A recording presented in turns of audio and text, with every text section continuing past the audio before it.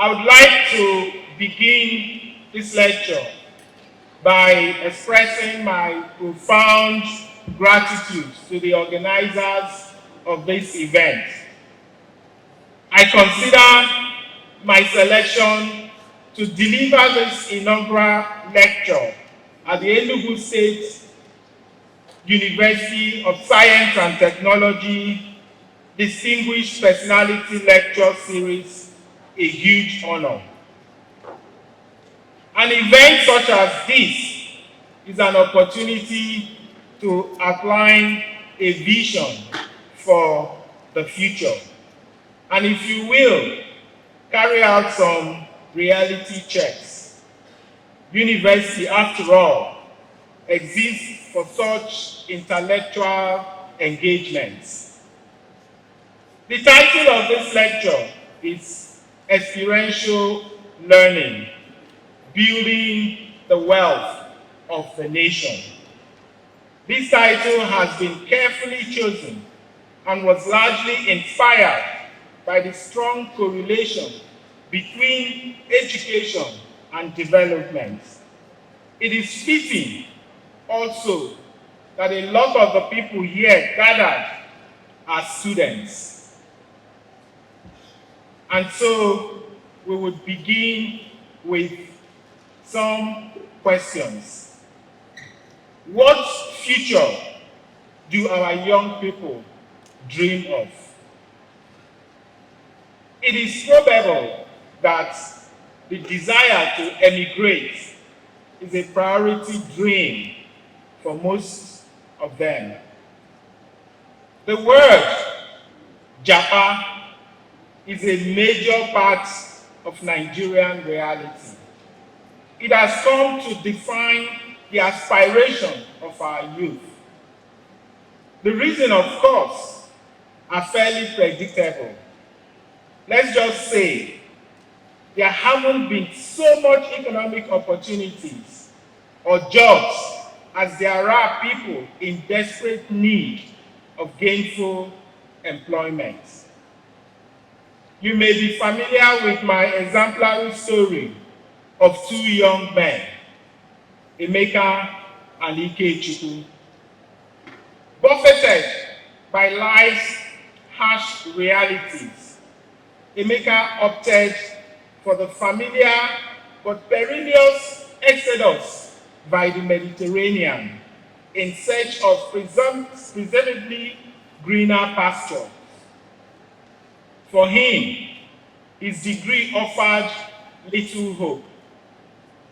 But the sea is never predictable, especially not in a crowded boat. His quest ended tragically, like many others. Contrast this with the case of Ikechukwu, for whom life was just as cruel, even with his university degree. He rather chose to apply his inventive acuity to meet the necessities around him. A digital application that he developed was the passport to the good life he dreamt. This anecdote calls attention to the social debacle that japa represents, and the expediency to view it as a challenge for Nigeria to press the inventive button. Our young people must not merely think outside the box. They have to blow up the box and imagine new possibilities. So they have to dismantle the box. It doesn't exist. Rather than wait for jobs, our youth must create jobs. This begs the question: how skilled, how innovative, and globally competitive are our university graduates? Why do Nigerian universities seldom feature on the global ranking list of world's best universities? Why have they seemed perennially unable to become the ideas factory which universities ought to be. Why are our universities not producing inventive graduates like Ikechukwu? The answers to these questions lie in many inconvenient truths, amongst which is the fact that the learning in our schools, from basic to tertiary, has for years not imbued our young people with productive skills and competencies. This is the root cause of our underdevelopment. All through history, knowledge has always been the prime lever for progress, from the Stone Age to the Industrial Revolution. And it will be no less so as the world gets in grip of the Fourth Industrial Revolution. What role will Enugu youth play in the story of this emerging Fourth Revolution? What role will Enugu State universities play in preparing our youth to be part of the narrative of the New World Order?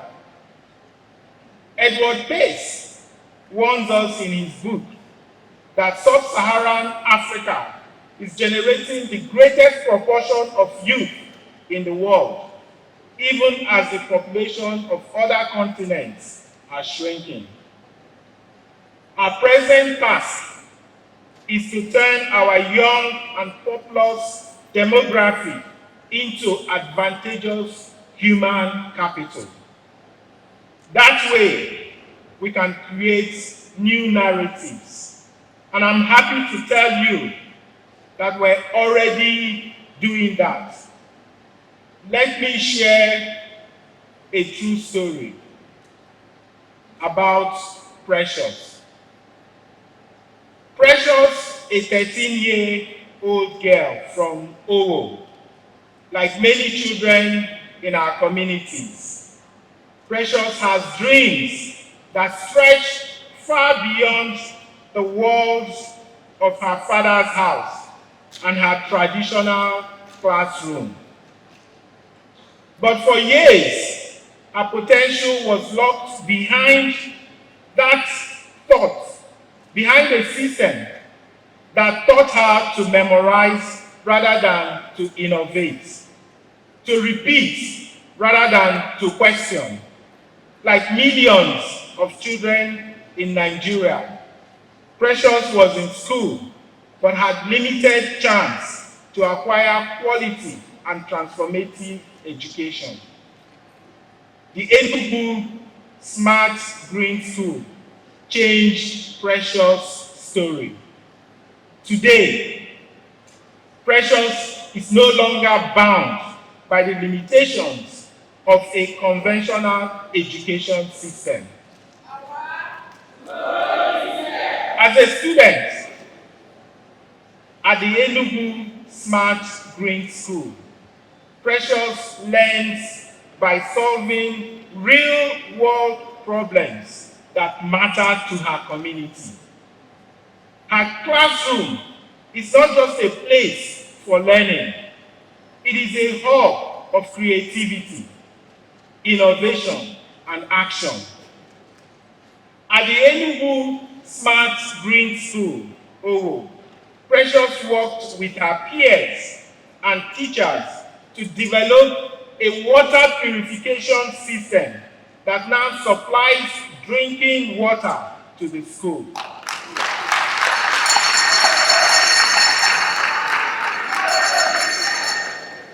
At the Enugu Smart Green School, Owo, Precious again, working with her peers and her teachers, they developed a model for a smart farm that now supplies to 846 school children 3 days a week. They developed a smart farm that now supplies eggs to 846 school children 3 days a week. So what in real terms this means is that by employing experiential learning, the free school meals we provide to our children at the Smart Green School, OWO, 35% of that food, the cost of it is produced by them. Our hope is that by next year, we're going to see that rising to 65 to 70%, which means that they would be self-reliant. It would become sustainable because we will not have to be looking for funds to provide them free school meals. This transformation is part of a larger vision to create an experiential learning ecosystem that connects every level of education, from primary schools to vocational schools and universities, to a dynamic pipeline of workforce development, innovation, and sustainability. In a globalized world, competition is by no means local, and the meritocracy of ideas is the underlying philosophy that holds sway. To produce globally competitive youth who can remain here in Enugu and yet japa their skills globally. Our education ecosystem must immediately shift from rote learning to experiential learning. Education must be tailored to meet the exigency of present needs and aspire to solve future challenges. Education is fundamentally the cornerstone of our progress, the bedrock upon which our future stands. History is replete with many compelling cases for the embrace of innovation. Many years ago, making phone calls was a harrowing experience that usually entailed waiting in a long queue. Of course, getting to the front of the queue is no guarantee of a successful phone call. There might be no dialing tone, despite the long waits.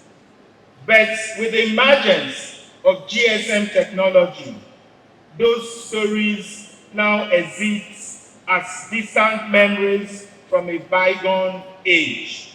With mobile phones, we now have the world in our palms. The point is that innovation is the fuel of development, but development is never wished into existence. It thrives in an atmosphere of deep respect for learning and pursuit of knowledge to improve the human condition. It is no coincidence the countries that invest the most in building a qualitative and experiential education ecosystem are the world's leading economies: United States of America, the European Union countries like Germany and the Netherlands, and are well-known countries for this. So why are we not fully leveraging the solution that a wholesome education offers to launch our society onto a new trajectory that fosters growth and in critical sectors? Education has long been seen as a pathway to job opportunities, but today it must also be for us a pathway to innovation and economic leapfrog. For this to happen, Enugu must lead in experiential learning in Africa. Our students at all levels, from early childhood to tertiary education, must be equipped with the tools to not only adapt to the future, but shape it. Experiential learning ensures that education is deeply connected to the challenges and opportunities of the real world. It fosters critical thinking, creativity, and collaboration. It empowers students to see themselves not as passive learners, but as active problem solvers. As an ecosystem, a flexible and scalable model that can be applied across wide-ranging contexts, from smart green schools and vocational schools to universities. Experiential learning is bigger than an educational model. It is a strategy for a workforce development, innovation, and sustainability. We should think of experiential learning as an engine that will enable our education system to drive workforce development and productivity. We should see it as the missing link between education, industrialization, and our GDP growth.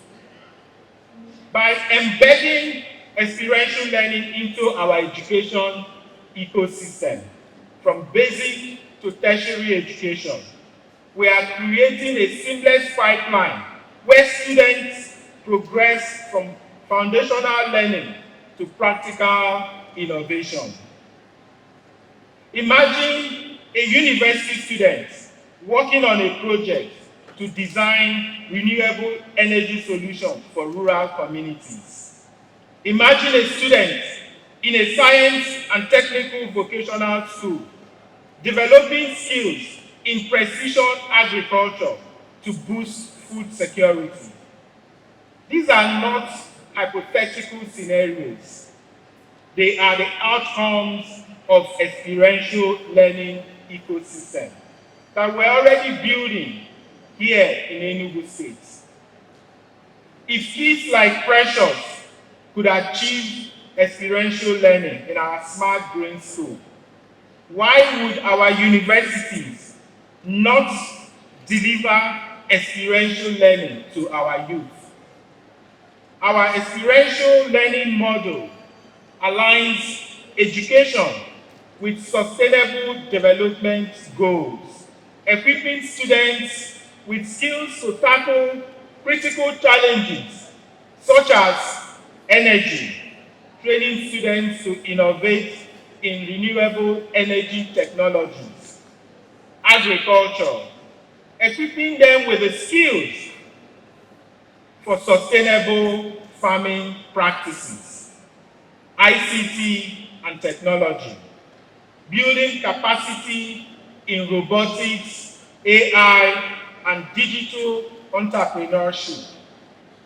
Moreover, we have been very intentional and bold in our commitment to experiential learning. As you may already have noticed, we have commenced construction of our pilot center for experiential learning and innovation at the Enugu State College of Education Technical. It is our vision that every tertiary institution in Enugu State will possess such center, which in addition to equipping teachers and professors with the pedagogical skills to deliver experiential education to our children, will also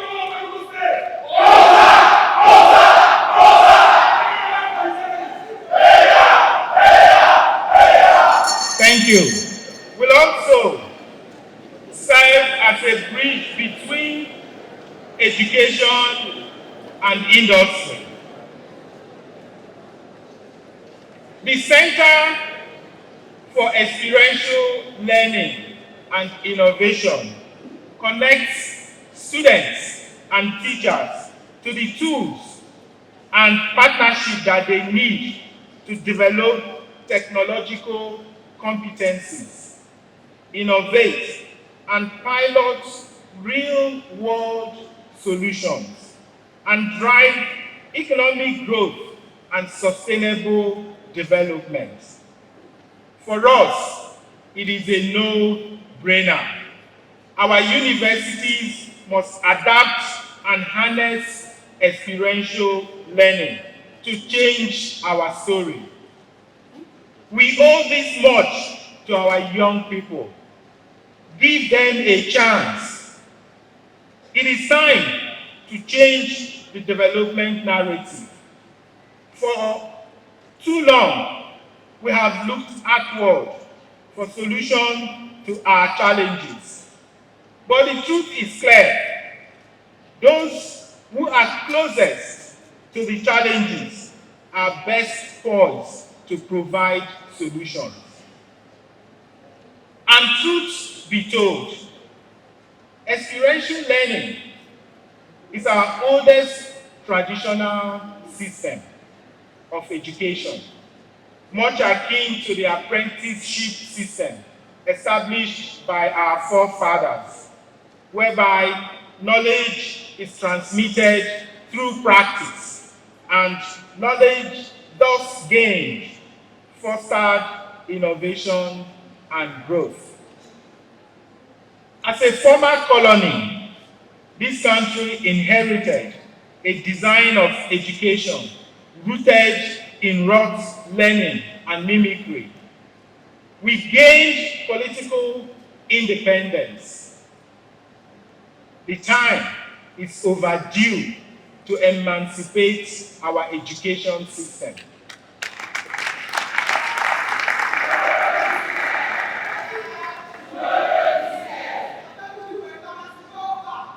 Like the Sankofa, we must look to our cherished heritage to forge a formidable future of innovation, progress, and prosperity. This is not an impossible task. We have proof.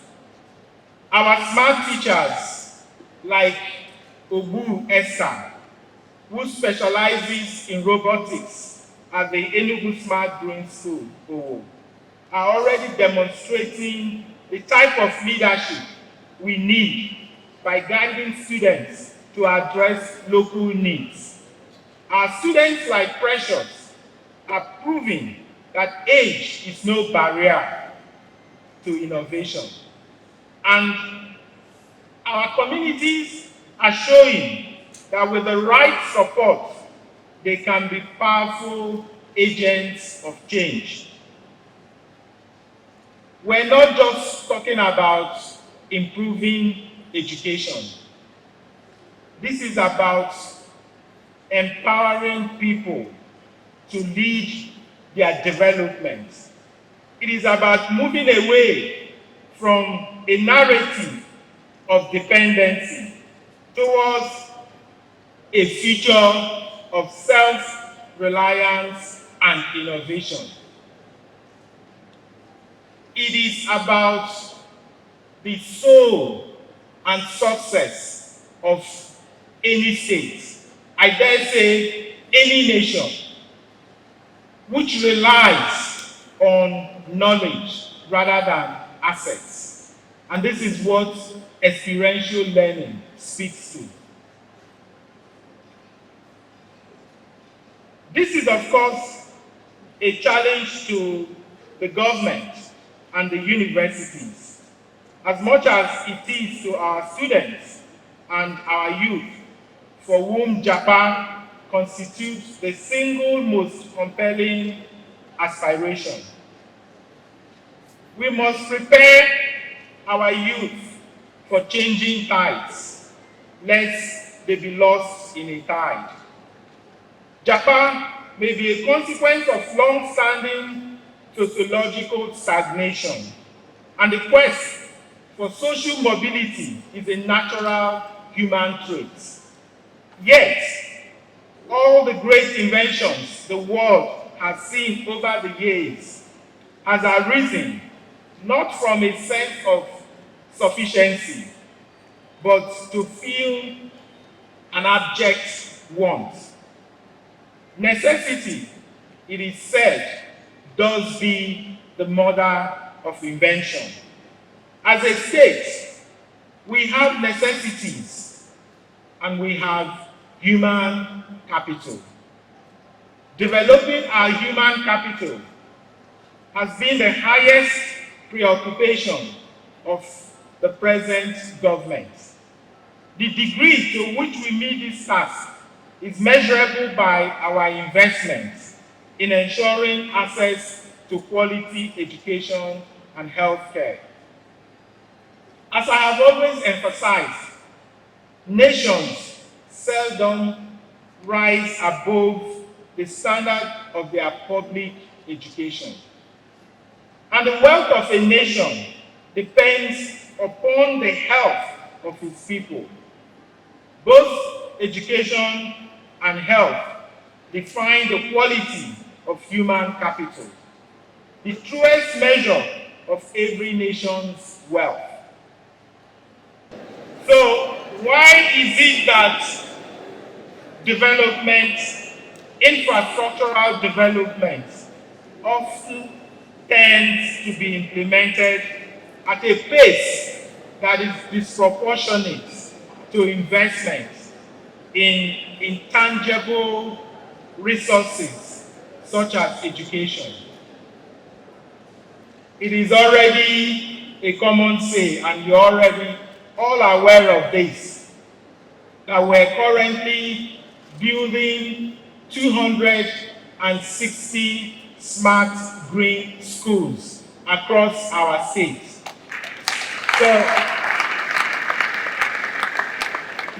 So for us, this is not an incremental or marginal improvement strategy. It is referred to as cutoff points. It is not just changing or shifting the mindset. It is for us a new dawn in our education space, right? And we do not want to leave any section, any part, any child in this state behind. All our children must be brought into that pipeline, into that ecosystem of smart green school, where experiential learning is the order of the day. And next year, we're also going to see a humongous investment going into the state's vocational and technical education, going into our senior secondary school. We're building model senior secondary school across all the local governments. We're also we're renovating and in some cases building brand new vocational and technical schools across the state. And our universities won't also be left out. We're also going to be investing hugely in our university to ensure that they imbibe this concept, this idea of experiential learning.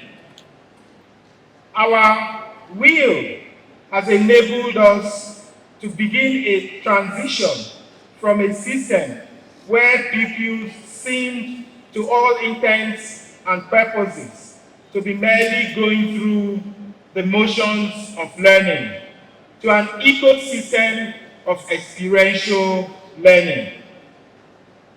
Through our basic education smart green schools, we have introduced the cutoff points, whereby we target children from age 3 and begin to inculcate in them social habits, fine motor skills, health habits, and problem-solving competencies, introducing them to an experiential education system that helps them to navigate our rapidly evolving technology, knowledge-driven world. After 3 years of early childhood education, having completed nursery 1 to 3, our children then must complete basic 1 to 9. By the way, what we offer in our Smart Green School is 12 years of free and mandatory education. 12 years. During their 12 years of free academic study in the Enugu Smart Green Schools, our children learn with interactive digital whiteboards, tablets, and computers. So in the Smart Green School, once a child gets to elementary 1, they get access to an Android tablet. So their work, all they do, so just flash your mind back to what we did those days. What we carried as our slate board to school would be an Android tablet for these kids, and that's what they are going to be learning with.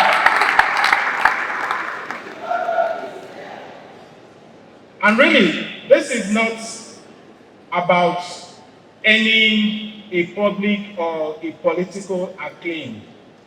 It is a do or die thing for us if we must progress, if we must arrest and make sure that our children are not discounted from the story of the New World Order. When, of course, we talk about the story of the Industrial Revolution, whether the first, second, or third Industrial Revolution, you find out that we do not find our children embedded in that story. But we now have a job to do. We must make sure that they are entrenched in the emerging New World story, right? We have to write that story together with them. They are immersed in robotics, artificial intelligence, virtual and augmented reality, and of course, the Internet of Things. They practice technology and scientific experiments in well-equipped modern laboratories. They collaborate with civil society organizations and industry partners to curate innovation challenges and solve community problems aligned with the social sustainable development goals. I dare say that the quality of our Smart Green School compares with the best school anywhere in the world.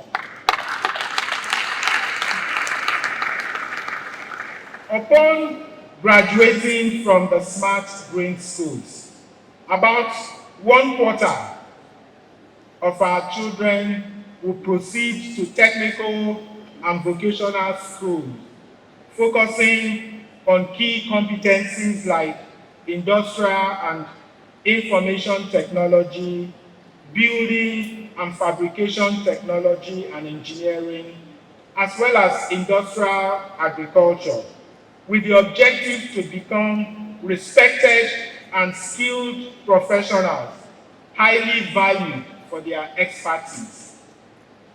We have commenced the construction of 8 science, technical, and vocational schools across Enugu State.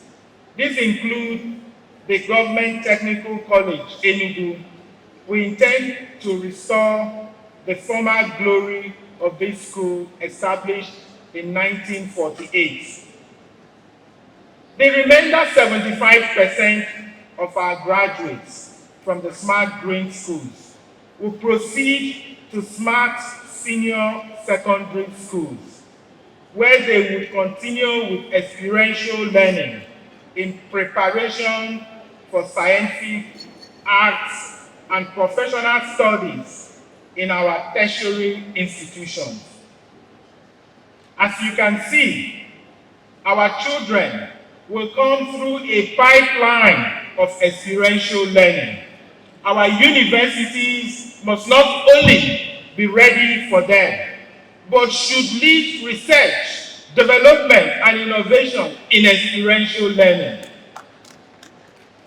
As a matter of fact, I am hereby today announcing a policy that all state-owned tertiary institutions in Enugu State must henceforth deliver experiential learning to our children.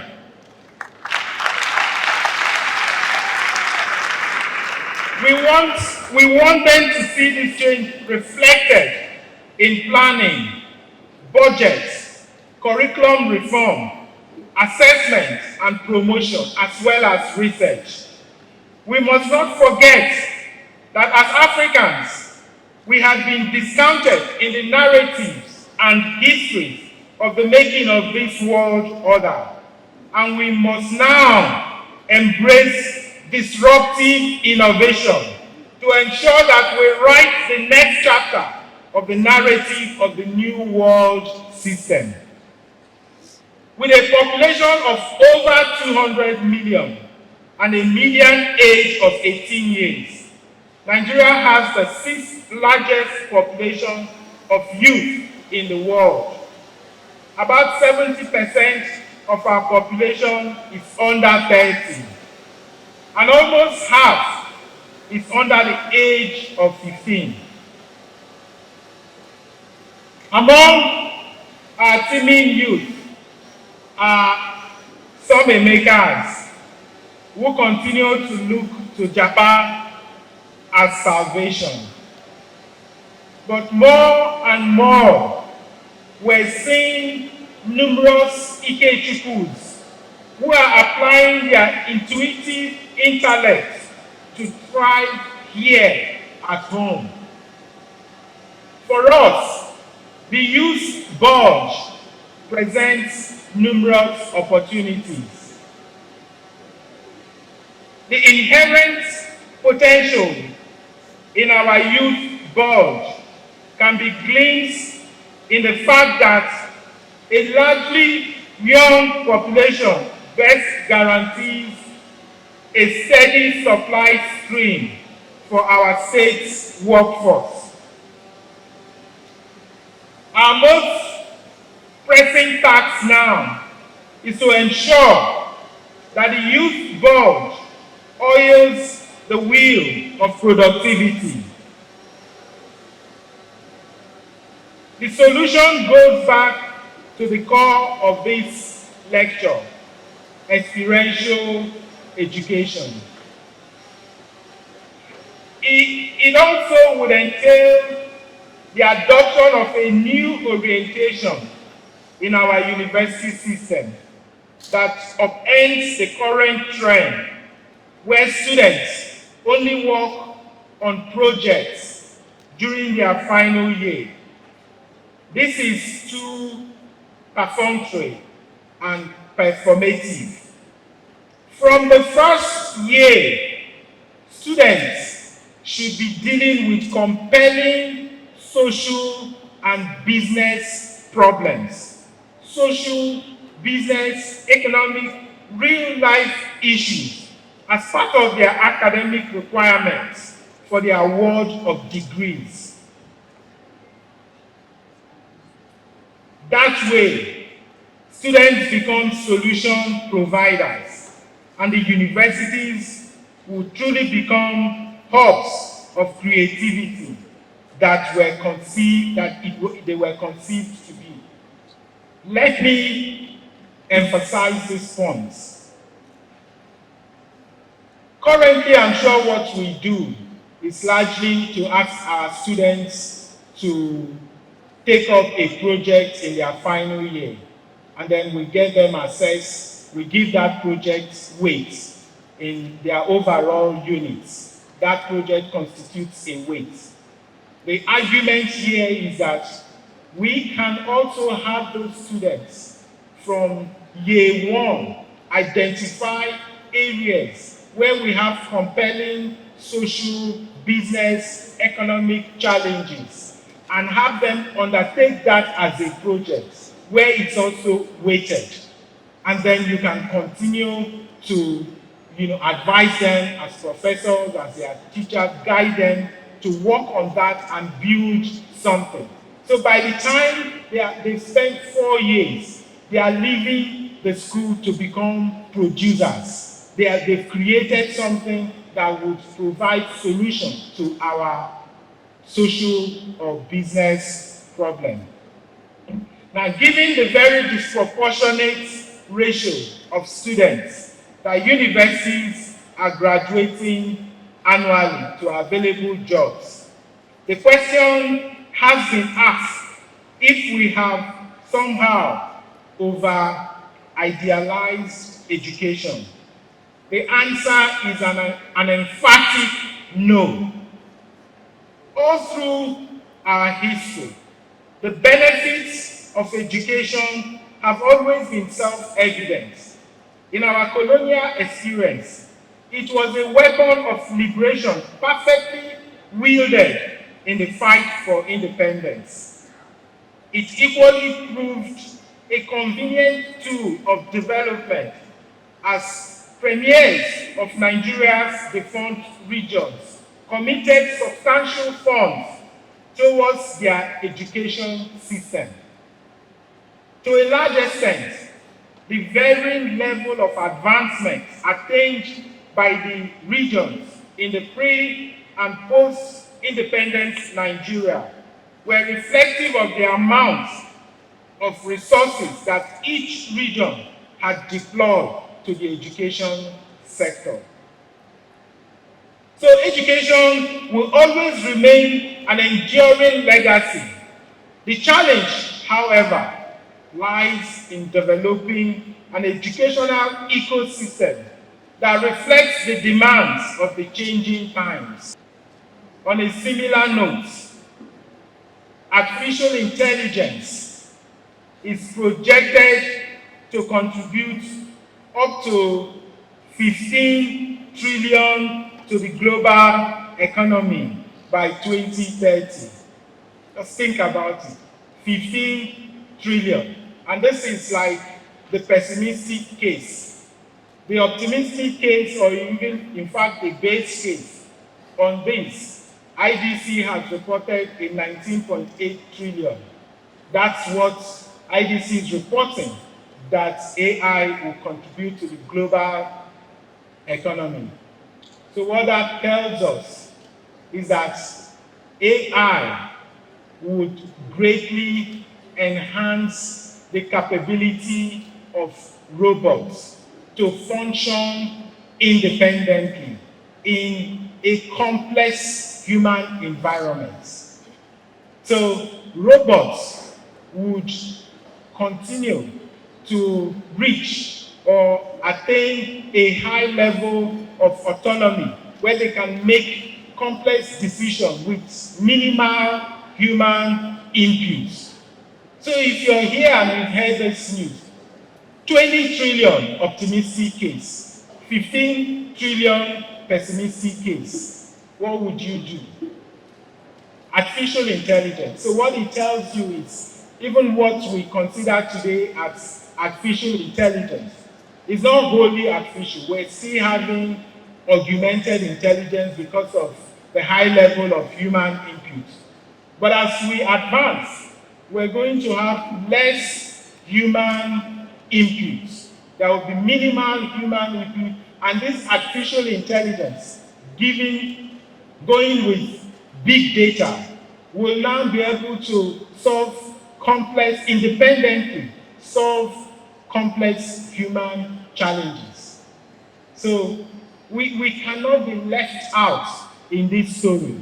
Challenges we face today, from climate change to unemployment demand immediate action and the boldness to think outside the box. And I had said earlier on, if we can dismantle the box or even still blow it up, right? So we shouldn't be confined. We should have no restriction. We should get our young ones to wear their creative cap, and let's not restrict them with conventions. The solution lies in your ideas, your resilience, and your capacity to innovate. With the smart green schools and an ecosystem of experiential learning, Enugu State will prove that education can be a catalyst for sustainable development. We're building not just schools, but a model for development, one that positions education at the heart of economic growth and sustainability. Let us not miss the moment. Let us invest in our teachers, our students, and our communities. Let us commit to a vision where every child, no matter where they are born, have the opportunity to lead and innovate. Enugu is setting a bold example, not just for Nigeria, but for the world. We are showing that education, when rooted in action, can unlock the true wealth of a nation. Thank you, and God bless you. May we stand in ovation for his